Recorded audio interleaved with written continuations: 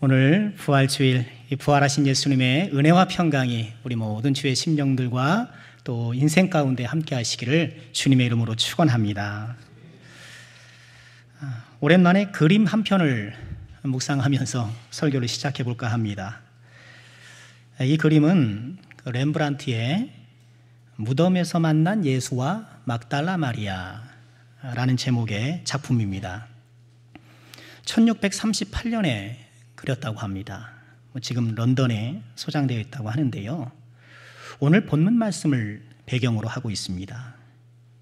그림을 보시면 오른쪽 어두운 무덤 안에 두 명의 천사가 자리하고 있지요. 그리고 그 앞에 놀라 뒤를 돌아보고 있는 여인이 막달라 마리아입니다. 가만히 보시면 무덤 쪽을 향하고 있는 그의 얼굴은 그늘져 있지만 예수님을 향하고 있는 얼굴은 환하게 빛나고 있는 것을 봅니다. 어두운 우리 영혼에 빛을 비춰주시는 예수님을 이렇게 묘사한 것이 아닌가 싶은데요. 또 예수님 왼편 저 먼 곳에는 환한 빛 가운데 성전이 보이고 있고요. 그러니 그림을 전체적으로 보면 오른쪽에 어두운 무덤과 또 왼쪽에 환한 성전이 대조되고 있는 것이죠. 그리고 왼쪽 아래를 보면 잘 안 보일 수도 있는데요. 두 사람의 뒷모습이 보이고 있습니다.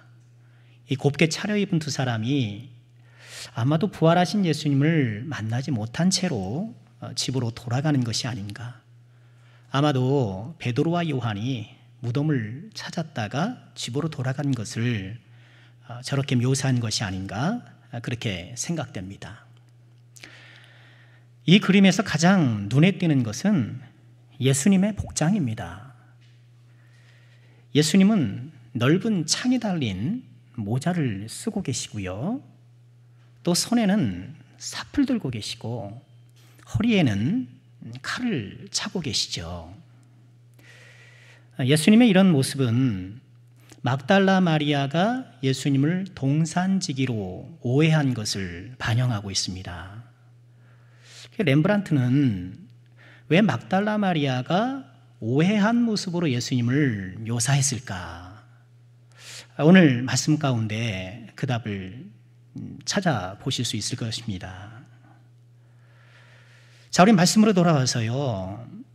이 그림의 배경이 되는 오늘 본문 말씀은 이렇게 시작합니다. 11절에 보니 마리아는 무덤 밖에 서서 울고 있더니, 무덤 밖에서 울고 있는 마리아. 우리가 오늘 새벽에 앞선 단락을 함께 묵상했습니다만 막달라 마리아를 비롯한 여러 여성들이 예수님이 돌아가신 후 안식 후 첫날에 예수님의 시신을 섬기기 위해 무덤으로 찾아갔지요. 그런데 무덤에 돌이 옮겨지고 예수님의 시신이 사라진 것을 발견합니다. 깜짝 놀란 이 여인들이 제자들에게 달려가 이 사실을 알리죠. 그리고 베드로와 요한이 황급히 무덤으로 달려갑니다. 여자들이 말한 대로 무덤이 비어 있었고 예수님을 쌌던 수건과 세마포는 쌌던 그대로 놓여 있었지요. 베드로와 요한은 이상히 여기며 집으로 돌아갑니다. 베드로와 요한은 집으로 돌아갔습니다만 막달라 마리아는 무덤에 남아 있었어요. 예수님의 시신이 사라진 이 황망한 상황, 이 막달라 마리아는 끝내 울음을 터뜨리고 맙니다. 십자가에서 억울하게 돌아가신 것도 가슴이 아픈데 그 시신마저 행방을 모르니 가슴 아픔에 울 수밖에 없었던 것이죠. 저는 이 무덤 앞에서 눈물을 흘리는 이 마리아의 모습이 이 세상을 살아가는 우리 모두의 모습이 아닐까 그렇게 묵상해 보았습니다. 무덤 앞에서 우는 인생, 이 무덤이라는 이 죽음이라는 절대 세력 앞에 그 죽음이라는 절대 세력이 빚어내는 인생의 온갖 통증 때문에 눈물 흘리며 살아가는 우리의 모습. 이 마리아의 눈물은 상실의 눈물이었을 것으로 보입니다. 예수님을 잃어버린 눈물, 상실의 눈물. 우리도 그렇죠. 이 광야 인생을 살아가면서 상실의 아픔을 겪지 않는 사람이 없습니다. 우리의 삶은 많은 것을 얻기도 하지만 또 많은 것을 잃어가기도 합니다. 사람도 얻고 사랑도 얻고 또 재물도 얻고 지혜도 얻고 또 허락된다면 얼마간의 그런 권세도 얻지요. 동시에 점점 많은 것을 잃어버리며 살아갑니다. 건강도 잃고 또 사람도 잃고 용기도 잃고 또 우리는 미숙하기 때문에 실수할 때가 많아서 그나마 좀 쌓았던 신망도 잃어버리기 쉬워요. 총명도 잃고 또 품 안의 자식이잖아요. 그러나 때가 되면 자식도 잃어버리게 되는 것이죠. 하나하나 잃어버리는 우리의 상실의 삶.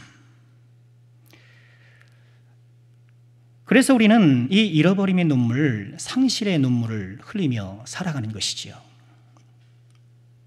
또 마리아의 눈물은 분노의 눈물이었을 것입니다. 그렇게 귀한 예수님을 무참하게 죽였잖아요. 얼마나 억울할까요? 예수님을 흠모하고 이렇게 따라가는 사람 얼마나 정말 속이 터지지 않겠습니까? 예수님이 뭘 잘못했다고? 사람에게 무슨 해를 끼쳤다고? 우리도 이 세상을 살아가면서 그런 일이 있어서는 안 되겠지만 간혹 억울한 일을 겪잖아요. 억울한 일을. 이 광야 인생을 살아가면서 한 번도 억울한 일을 겪지 않는다? 불가능할 것 같아요. 아직 그런 일이 없다면 앞으로 생길는지도 모르겠어요. 속상해서, 원통해서, 원망스러워서 우린 그렇게 눈물을 흘리는 것이죠.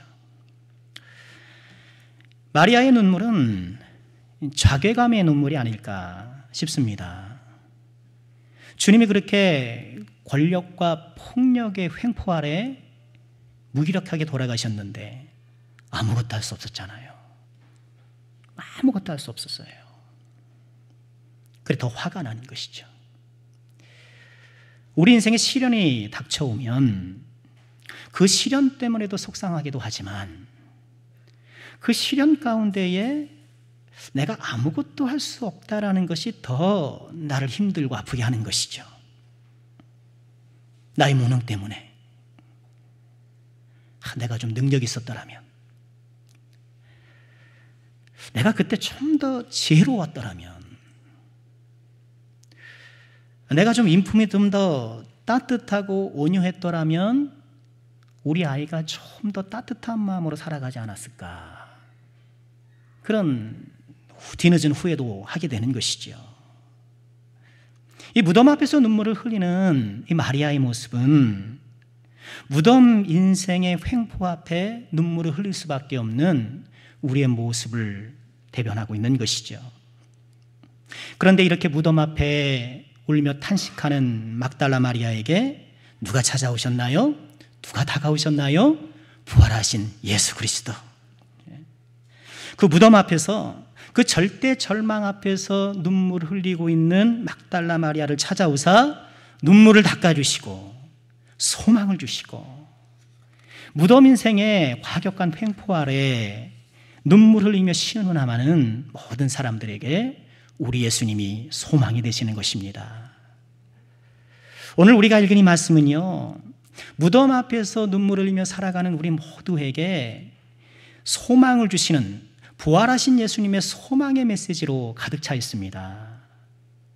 단순히 막달라 마리아가 예수님을 만났다라는 그런 사실을 단순 전하는 것이 아니요, 부활하신 주님이 우리에게 어떤 소망을 주시는가, 오늘 말씀 속에 담긴 그 소망의 메시지를 하나하나 짚어가면서 은혜를 나눠보고자 합니다. 오늘 말씀이 우리에게 주시는 첫 번째 소망의 메시지는 무덤 안의 천사들입니다. 지금 빈 무덤 앞에서 지금 울던 마리아, 몸을 굽혀서 무덤 안을 들여다보니 그 무덤 안에 누가 있었나요? 흰 옷 입은 두 천사가 앉아 있었다. 12절에 그렇게 전하지요. 두 천사가 예수의 시체니었던 곳에 하나는 머리편에, 하나는 발편에 앉아 있더라. 흰옷 입은 천사. 이 흰옷이라는 것은 이들이 천상의 존재라는 것을 보여주는 것이죠. 마태복음 28장 3절에 보면 이 천사들에 대하여 그 형상이 번개 같고 그 옷이 눈같이 희건을 이렇게 표현했고요. 마가복음은 요한복음과 같게 흰옷을 입었다 이렇게 전하고요. 누가복음은 찬란한 옷을 입은 두 사람이 곁에 섰다 이렇게 보도해요. 어떤 복음서는 옷의 색깔을, 어떤 복음서는 옷의 빛깔을 중심으로 이 천사들을 묘사했던 것이죠. 흰옷은 이들이 천사라는 것을 보여줍니다. 천상의 존재라는 것을 보여주죠. 우리가 주목할 것은 이 천상의 존재 천사들이 무덤에 앉아있더라는 거예요. 무덤에 앉아있더라. 어두운 무덤, 사망의 절대 권세가 지배하고 있는 그곳을 지금 천상의 존재들이 차지하고 앉아있는 거예요. 여러분, 이 장면이, 이 그림이 우리에게 너무나도 은혜로운 메시지인 거예요. 우리는 이 무덤의 어둠 때문에 고통하고 무덤 때문에 슬퍼하고 눈물을 흘리는데 이 무덤을 누가 장악하고 계신 거예요? 하나님께서 장악하고 계신 거예요. 이것이 우리에게 무엇을 의미합니까? 부활하신 예수님을 만날 때에 무덤 같은 우리 인생이 하나님 나라로 바뀐다는 것. 무덤 같은 내 인생이 천국 인생으로 바뀐다라는 것. 우리는 내 인생이 무덤 같은 것을 탄식하면서 내가 좀 돈을 만나야 좀 내 인생이 좀 즐거울 텐데, 내가 좀 능력 있는 사람을 만나야 될 터인데, 내가 지금 몰두하고 계획하는 이 일이 제발 이루어져야 무덤 같은 인생이 좀 빛이 날 텐데 그렇게 기대하지만, 그러나 무덤 인생은 오직 부활하신 예수님을 만날 때, 부활하신 예수님이 찾아오실 때 하나님의 나라가 되는 것. 오늘 이 말씀 우리에게 그것을 전해주고 있는 것이죠. 지금 내 인생을 무덤처럼 만드는 것은 무엇입니까? 경제적인 불안정, 불확실한 미래, 뜻대로 풀리지 않는 일, 금이 가버린 부부관계, 인간관계, 이유를 알 수 없는 불안과 걱정, 이 모든 인생의 무덤을 바꿔주시는 분 오직 부활하신 예수님. 2020년 부활절을 맞아 우리 이 부활하신 예수님을 만나서 우리를 어둠으로 끌고 가는 모든 인생의 무덤의 요소들이 제거되고 하나님의 나라가 일하는 복된 은혜를 누리시는 우리 주여종들 다 되시기를 주님의 이름으로 축원합니다. 오늘 말씀 우리에게 주시는 두 번째 메시지는 돌이켜 예수를 보라는 것입니다. 무덤 속에 천사를 본 막달라 마리아. 막달라 마리아는 천사들에게 예수님의 시신이 없어졌다고 하소연합니다. 그런데 그 순간 그녀의 뒤에서 인기척이 났던 모양이에요. 14절 말씀 보실까요? 이 말을 하고 뒤로 돌이켜 예수께서 서 계신 것을 보았으나 예수인 줄 알지 못하더라. 그녀가 뒤로 돌이켜 보았더니 거기 예수님이 계시더라. 우리가 조금 전 보았던 렘브란트 그림에서 인상적으로 묘사된 부분, 예수님을 돌아보는 막달라 마리아. 무덤을 향한 그의 얼굴은 그늘이 져 있지만 예수님을 향한 그의 얼굴은 환히 빛나고 있지 않았습니까? 오늘 말씀은 무덤에서 돌이켜 예수를 바라보는 이 막달라 마리아의 모습을 통해서 무덤을 향하고 있는 우리가 그 마음을 돌이켜 예수를 바라보도록 우리에게 요청하고 있는 것입니다. 무덤 앞에서 탄식하는 것은 멈추고 이제는 예수를 바라보라는 것이죠. 무덤을 바라보면 우리는 탄식할 수밖에 없어요. 지금 내 인생을 자꾸 어둡게 만드는 그런 무덤의 요소들, 우리는 자꾸 그것을 보게 돼요. 그런 무덤의 요소들을 자꾸 보게 되면 더 화가 나고 또 어때요? 더 속상하고 더 눈물 나는 거예요. 그럼 무덤의 요소들, 무덤을 바라볼 것이 아니라 예수님을 바라보는 것, 몸을 돌이켜, 무덤을 향하고 있던 몸을 돌이켜 예수를 바라보는 것, 우리에게는 돌이킴의 은혜가 꼭 필요한데요. 누가복음 15장 17절에 아버지의 유산을 탕진했던 탕자가 아버지께 돌아와서 모든 것이 회복될 수 있는 그런 결정적 계기가 무엇이었을까요? 이에 스스로 돌이켜. 탕자가 그 쥐엄나무를 먹으면서 돼지처럼 살던 탕자가 마음을 돌이키니까, 지금 막달라 마리아가 무덤을 향하고 있던 그 몸을 돌이키니까 이 돌이킴의 은혜를 받게 되니 누구를 바라보는 거예요? 예수님을 바라보고, 그 예수님을 바라보는 가운데에 탕자의 삶이 회복되어지고 막달라의 슬픔이 회복되어지고, 지금 자꾸 나의 마음과 시선을 이끄는, 나의 자꾸 마음과 시선을 사로잡는 그 인생의 무덤 요소는 무엇입니까? 여러분, 그것을 바라보지 마시고 주님을 바라보시길 바랍니다. 주님을 바라보시는 가운데에 우리에게 새 생명의 빛을 던져주시고 우리를 회복시켜 주시는 그 은혜를 꼭 누리시는 우리 모든 주의 종들 되시기를 다시 한번 주의 이름으로 축원합니다. 오늘 말씀이 우리에게 주시는 세 번째 소망의 메시지는 동산지기 예수님입니다. 마리아가 돌이켜 예수님을 바라보잖아요. 그런데 예수님을 얼른 알아보지를 못합니다. 근데 부활하신 예수님을 한눈에 알아보지 못한 것은 막달라 마리아뿐이 아닙니다. 다른 사람들도 비슷했어요. 누가복음 24장 15절에 보면 엠마오로 내려가던 두 제자 예수님이 찾아가셨잖아요. 그들이 서로 있었던 일을 얘기하면서 침통해하면서 또 분노하면서 걸어가고 있는데 예수님이 찾아와 동행하시잖아요. 그런데 16절 보니까 그들의 눈이 가려져서 그인 줄 알아보지 못했다. 예수님을 알아보지 못했어요. 또 얼마 후에 제자들이 갈릴리 호수에서 고기를 잡잖아요. 그때에도 예수님께서 찾아오십니다. 근데 역시 알아보지 못해요. 요한복음 21장 4절에 보면 날이 새어갈 때 예수께서 바닷가에 서셨으나 제자들이 예수인 줄 알지 못하는지라. 좀 어둡기도 했겠지만 예수님을 쉽게 못 알아보는 거예요. 왜 그랬을까요? 물론 그들의 눈이 가리웠다라는 이런 또 하나님의 섭리가 작용했겠지만 예수님의 부활의 몸이 우리의 몸과는 차이가 있었기 때문에 그렇죠. 예수님의 부활의 몸은 지금 우리의 몸의 연장선상에 있기는 하지만 우리의 몸의 질과 똑같지는 않아요.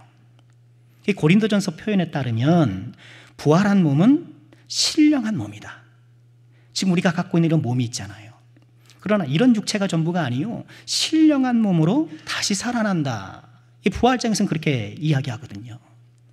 이 신령한 몸의 성격을 성경의 여러 가지로 분석해 보면 물리적 제한을 받지 않죠. 우리 새벽에 나눴던 것처럼 예수님을 감쌌던 그 수건도 싼 그대로 있었다. 그리고 예수님께서 제자들을 만나실 때에 공간 이런 제약을 받지 아니하시고 나타나시기도 하시고 사라지기도 하시고, 그렇다고 환영이나 무슨 영혼은 또 아니에요. 예수님의 못자국과 창자국을 만질 수 있었고, 그렇죠? 그리고 예수님께서 물고기 잡는 제자들을 만나셨을 때에 누가복음 기사를 보면 물고기를 잡수시기도 하셨어요. 자, 이 부활의 몸은 신령한 몸입니다. 우리 현재의 몸과는 차이 있는 그런 몸. 이 막달라 마리아는 부활하신 예수님을 즉각 알아보지 못하고 동산지기로 오해합니다. 그러면서 아이고 예수님 혹시 데려갔다면 저에게 주십시오. 제가 가져가겠습니다. 하고 부탁하지요. 막달라 마리아가 예수님을 동산지기로 착각했지만 그러나 그것은 단순 착각이 아닙니다. 왜냐하면 예수님은 영적인 동산지기가 맞기 때문입니다. 우리가 창세기를 보면 이 첫사람 아담이 하나님께 받은 직업이 있어요. 무엇이었나요? 에덴 동산을 관리하는 동산직이에요. 창세기 2장 15절에 보면 여호와 하나님이 그 사람을 이끌어 에덴 동산에 두어 그것을 경작하며 지키게 하시고, 에덴 동산을 경작하고 지키고 잘 가꾸는 것이 아담이 해야 할 일이었던 거예요. 그런데 아담이 그 일에 실패했죠. 첫 번째 아담은 그 동산지기 역할에 실패했어요. 그런데 두 번째 아담이신 이 예수 그리스도께서 아담이 실패했던 그 하나님의 동산을 아름답게 지키는 것이에요. 예수님께서 지키는 동산은 무엇일까? 여러분, 아담은 에덴 동산을 지켰지만 예수님은 무엇을 지키나요? 예수님이 지키시는 동산은 무엇인가요? 바로 교회입니다. 예수님을 믿고 따르는 예수님의 사람들, 저와 여러분이 예수님의 동산이에요. 예수님의 동산직이에요. 렘브란트는 삽을 가진 예수님을 묘사했잖아요. 그렇죠. 예수님께서는 삽을 가지고 우리의 부족하고 거친 인품을 날마다 기경하시는 거예요. 허리에 칼을 차고 계신데 예수님은 이 영적인 성령의 칼로 우리의 모난 성품과 여전히 수정되지 못한 우리의 악한 습관들을 가지치 가고 계시는 거예요. 이 동산지기의 훌륭한 솜씨 덕에 우리는 근사한 하나님의 형상으로 날마다 다듬어져 나가는 것입니다. 우리는 어떻게 해야 될까요? 이 동산지기 예수 그리스도, 우리를 하나님의 형상으로 다듬어 가시는 이 부활의 예수님께 우리를 내어드려야 합니다. 이발소에 가서 이발사에게 가위와 칼에 머리를 맞게는 것처럼, 생각해보면 무섭지 않습니까? 막 칼이 가위가 왔다 갔다 하는데 신뢰하고 맡기는 것처럼 우리의 동산지기 부활하신 예수님의 손길 아래 우리를 내어드리고 그 삽과 그 칼로 우리를 아름답게 회복해 나가고 다듬어 가시고 가꾸어 나가시기를 소망하면서 날마다 하나님의 형상을 회복해 나가는 우리 모두가 되기를 주님의 이름으로 축원합니다. 오늘 말씀이 우리에게 주시는, 부활하신 예수님이 우리에게 주시는 네 번째 소망의 메시지는 마리아를 부르시는 예수님, 예수님의 음성입니다. 우리 16절 보실까요? 예수께서 마리아야 하시거늘 마리아가 돌이켜 히브리 말로 라보니 하니 이는 선생님이라는 말이라. 예수님께서 말씀하시자 지금 예수님을 동산지기로 오인하고 이 시체 좀 달려주십시오 뭐 이렇게 사정하던 마리아가 예수님께서 말씀하시니, 예수님께서 마리아 이름을 부르시니 비로소 눈이 밝아져 예수님을 보게 된 거예요. 오늘 16절 말씀에서 우리가 만나는 한 예수님은 어떤 예수님입니까? 우리의 이름을 불러주시는 예수님, 마리아 이름을 불러주신 것처럼 우리의 이름을 불러주시는 예수님. 우리 예수님은 우리의 이름을 하나하나 아시잖아요. 그럼 살다 보면 내 이름 아는 사람이 폭 많지 않아요. 우리 학창시절 학교 다닐 때 선생님이 내 이름 기억해 주면 고맙잖아요.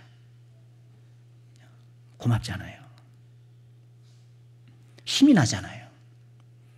그래서 선생님이 좀 나를 좀 알아주기 위해서 공부를 하든 또는 뭐 운동을 하든 또는 수업 시간에 괜히 웃긴 얘기를 하든 시선을 끄는 것이죠. 내 이름을 알아주는 것, 누가 내 이름을 기억하고 불러주는 것, 우리에게 행복 가운데 하나예요. 자, 가만히 어르신들을 보니까요, 이제 몸도 아프시고 기력이 예전 같지 않으시잖아요. 하나하나 잃어가는 슬픔을 감수하시며 이렇게 살아가시는데 거기에 더해 하나도 고통스러운 아픔이 있다고 한다면 잊혀지는 것이 아닌가 싶어요. 어르신들 보니까 잊혀지는 것 같더라고요. 거동이 불편하셔서 교회에 나오기 힘드시고, 또 적지 않은 경우 또 요양원이나 시설에 가시는 경우가 많기 때문에 그렇게 되니까 만날 기회도 많이 줄어들고 점점점 사람들에게 잊혀져 가는 것이 아닐까, 그런 생각을 해보았어요. 기력이 쇠하고 기억력도 쇠하고 점점점 약해지는데, 게다가 다른 사람들에게 잊혀지는 아픔까지. 이걸 또 감내해야 되겠구나, 우리 여신들 또 이런 아픔이 있겠구나, 또 그런 생각을 해보게 되었는데요. 그러나 우리를 잊지 않으시는 분이 계시죠. 누구세요? 우리 예수님. 우리 예수님. 사람들은 나를 다 잊는다 하더라도, 그때 그 사람 누구였지? 그분이 누구였지? 이렇게 내 이름을 기억하지 못한다 하더라도 우리 예수님께서는 우리 한 사람 한 사람 이름을 기억하시고 한 사람 한 사람의 이름을 계속 불러주시는 예수님. 요한복음 10장 3절에 보니까 문지기로 비유된 이 예수님께서 자기 양의 이름을 각각 불러 인도하여 내느니라. 각각 불러 인도하여 내느니라. 지금 마리아를 부르시는 예수님의 음성. 마리아야. 어떤 음성이었을까요?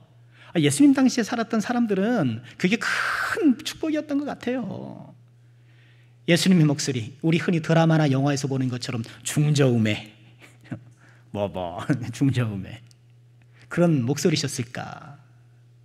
분명한 것은 그 음성을 듣는 모든 사람이 마음에 얼음이 녹고 마음의 뜨거움이 사그라들고 그 영혼 깊은 곳을 어루만지는 그런 능력의 음성임이 틀림없었을 거예요.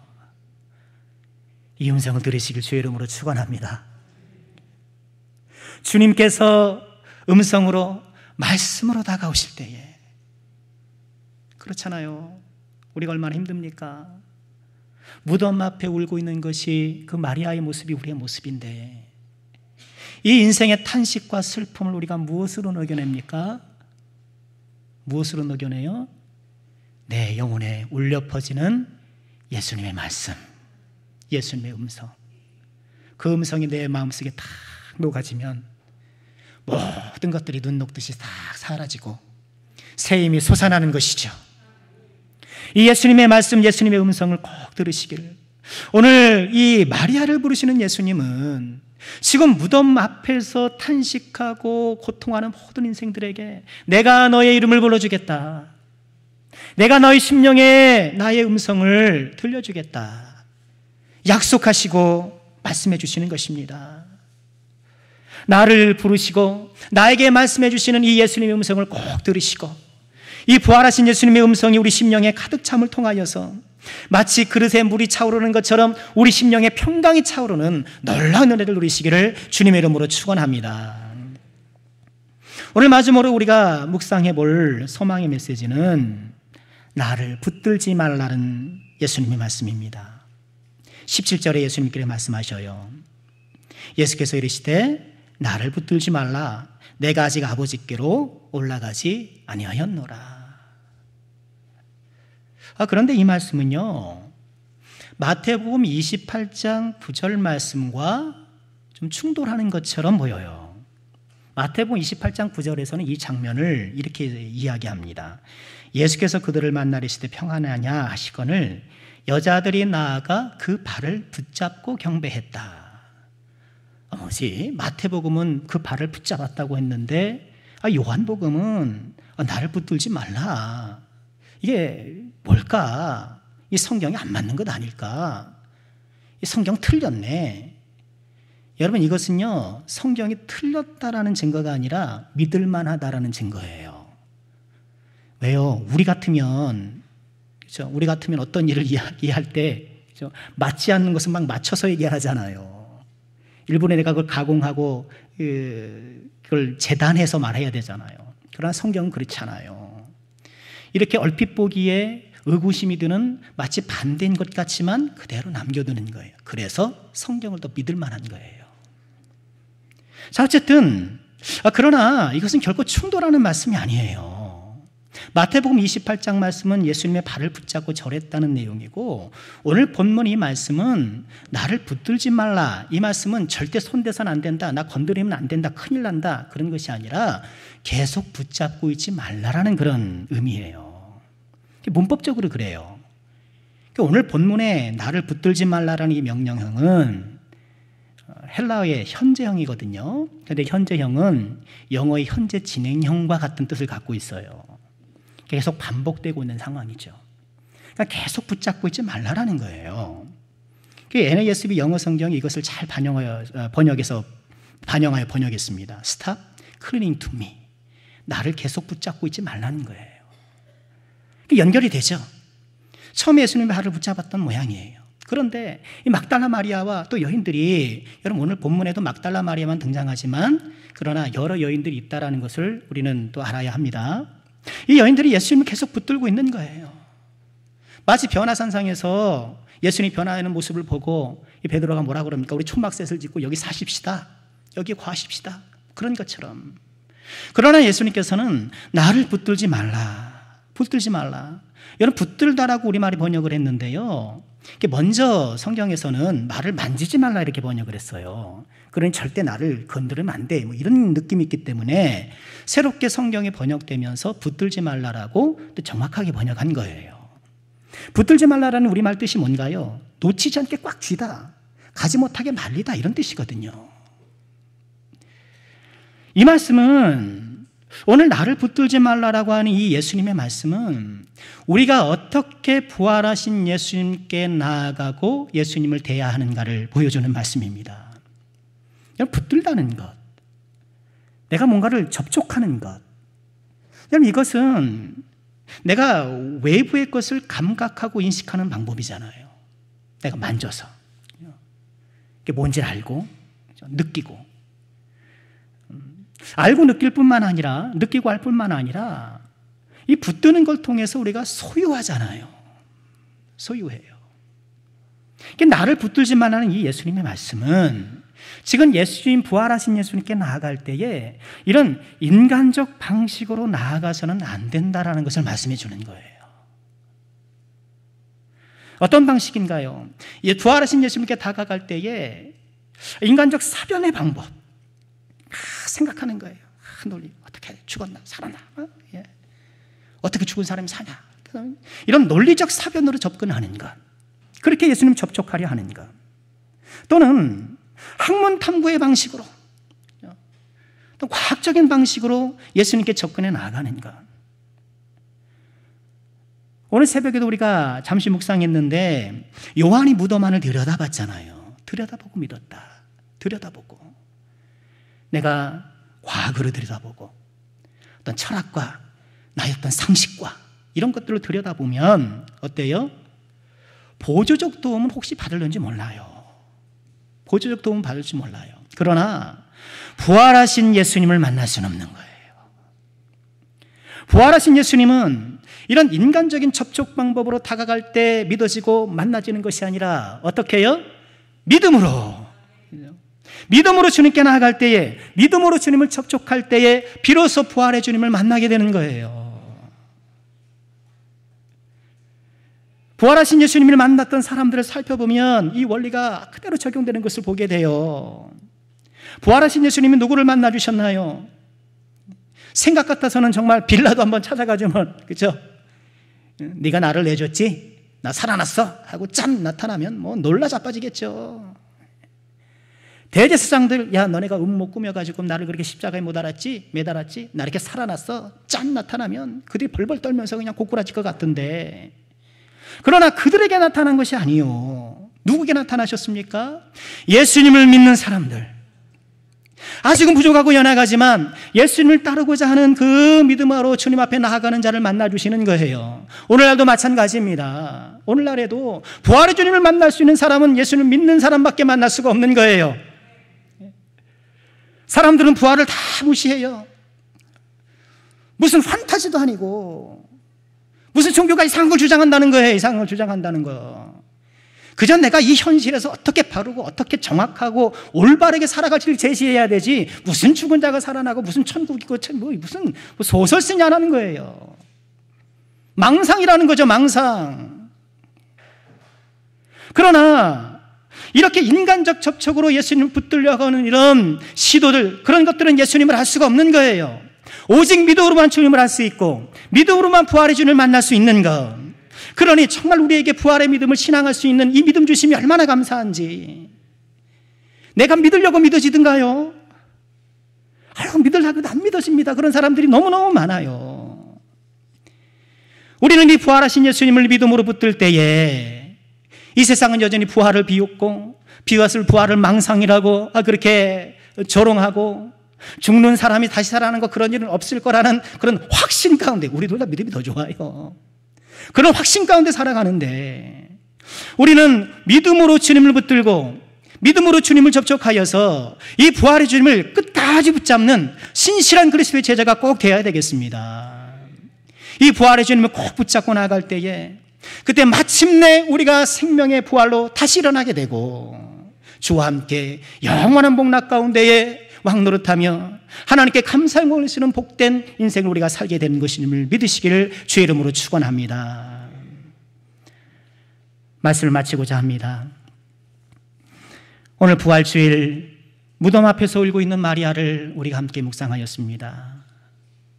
부활하신 예수님께서 이 막달라 마리아를 찾아오사 모든 눈물을 닦아주시고, 이 부활하신 예수님께서 우리 사랑하는 모든 주의 종들의 이 가슴 아픔과 눈물 흘림을 다 닦아주시길 주의 이름으로 축원합니다.